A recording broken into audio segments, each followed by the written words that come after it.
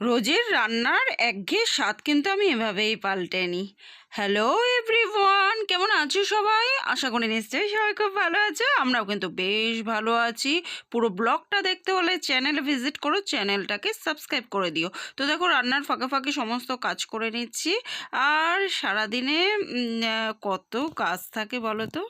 আজ না আমার শরীরটা কেমন যেন লাগছে, একটু ম্যাচ ম্যাচ ম্যাচ ম্যাচ করছে, ভালো লাগছে না। তবু ভালোবেসে সংসারের কাজগুলো করি তো, তাই সংসারের কাজে এনার্জি কিন্তু কমে না আমার। একবার যখন কাজ করতে শুরু করি তখন ফুল এনার্জি কোথা দিয়ে যে চলে আসে শরীরে, সে তো আমিও জানি না।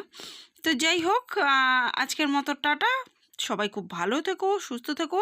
আর আমার চ্যানেলে অবশ্যই ভিজিট করো। তো দেখো, সন্ধে হয়ে গেল, মেয়েকে কোচিনে দিয়ে এসে ডিনার রেডি করে ফেললাম, সাথে গরম গরম ক্যাপসিকাম আর পেঁয়াজি